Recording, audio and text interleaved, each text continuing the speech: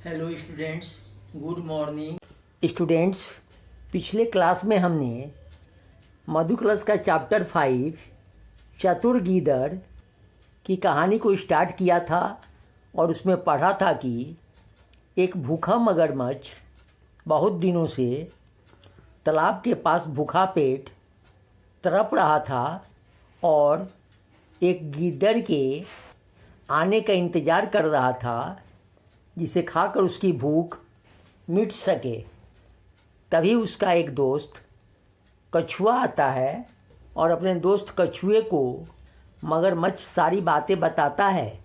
तब कछुआ कहता है कि गीदड़ को पकड़ना तो कठिन है क्योंकि वो बहुत चतुर है। तब मगरमच्छ उसे एक योजना बनाने को कहता है ताकि वो गीदड़ को खाकर अपनी भूख को शांत कर सके। तब कछुआ सोच समझकर एक उपाय मगरमच्छ को बताता है और मगरमच्छ कछुए से कहता है कि वो बिल्कुल वैसा ही करेगा। तो चलो बच्चों, आज हम इस कहानी को कंटिन्यू करते हैं और देखते हैं कि क्या हुआ। दूसरा दृश्य, एक ओर मगरमच्छ सांस रोके मरा हुआ सा पड़ा है और कछुआ पास खड़ा है। कछुआ दूर से गीदड़ को आते हुए देखकर, हाय, अब मैं क्या करूं? मेरे प्यारे मित्र को न जाने क्या हो गया। अचानक उसके प्राण निकल गए। हाय हाय, अब तो मैं बिल्कुल अकेला रह गया। बच्चों, कहानी का दूसरा दृश्य शुरू होता है। इस दृश्य में दिखाया गया है कि एक और मगरमच्छ सांस रोककर मरा पड़ा है और उसके पास कछुआ खड़ा है। तभी दूर से गिद्दड़ को आते हुए देखकर कछुआ अपने रणनीति के मुताबिक अर्थात प्लान के मुताबिक चिल्लाते हुए कहता है कि हाय, अब मैं क्या करूं? वो कहता है कि उसके मित्र मगरमच्छ को पता नहीं क्या हो गया, उसके प्राण निकल गए और वो अकेला रह गया। ओके बच्चों, चलो अब आगे पढ़ते हैं और देखते हैं गीदड़ ने कछुए की बात सुनकर क्या किया। गीदड़ का प्रवेश। गीदड़, क्या है भाई कछुए, क्यों रो रहे हो? कछुआ, मेरा प्यारा मित्र मगरमच्छ स्वर्ग से धार गया। अब दुनिया में मेरा कोई नहीं रहा। गीदड़ कहता है, क्या कहा मगरमच्छ मर गया? यह तो बड़े दुख की बात है। मैं तुम्हारी क्या सहायता कर सकता हूँ?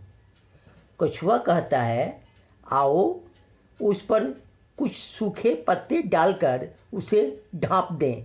देखो, बेचारा मरा पड़ा है। गीदड़ डरते डरते कुछ पास जाकर धीमे स्वर में कहता है, अरे यह तो बिल्कुल शांत है। नहीं नहीं, ऊंचे स्वर में, यह तो सांस ले रहा है।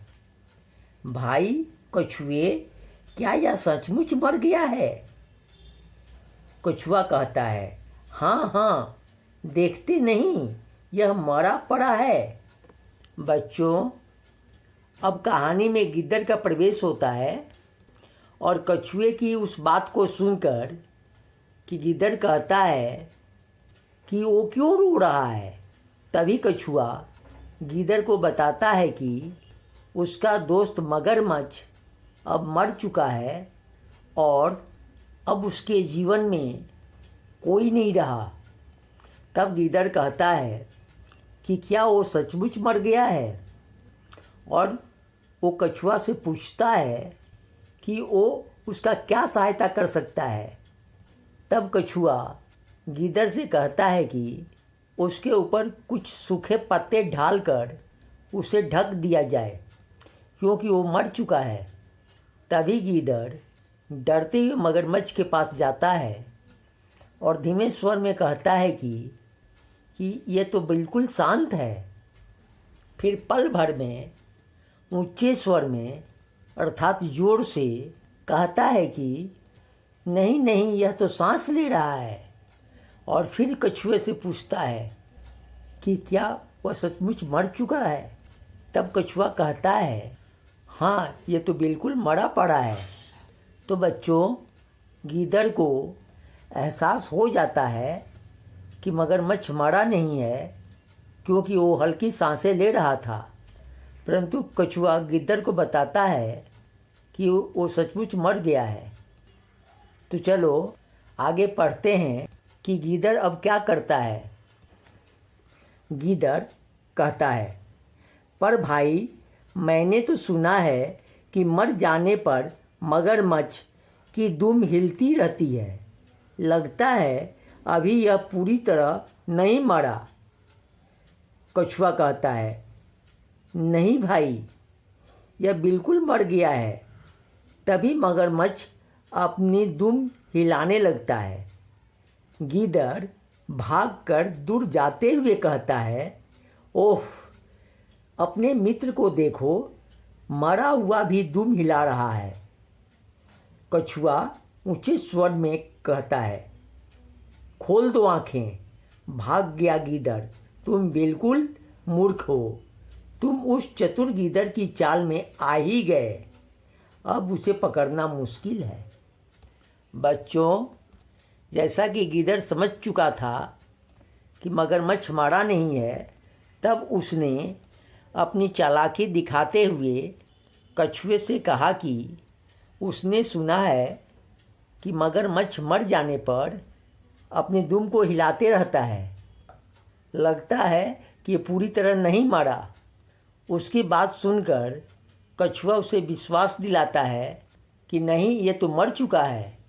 परंतु मगरमच्छ उसी वक्त अपनी दुम को हिलाने लगता है ताकि वो गीदड़ को विश्वास दिला सके कि वो मर गया है। तभी गीदड़ यह देखकर दूर भाग जाता है और कछुए को कहता है, तुम्हारे मित्र को देखो, कैसे मरा हुआ भी अपनी दुम को हिला रहा है।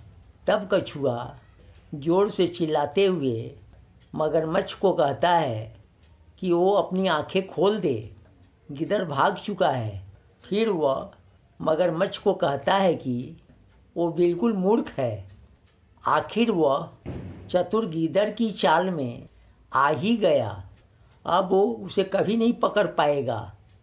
तो बच्चों, हमने देखा कि यहाँ गिद्दड़ बहुत चालाक था और वो इनकी साजिश में नहीं फंसा और अपने तेज दिमाग का प्रयोग करते हुए बच निकला।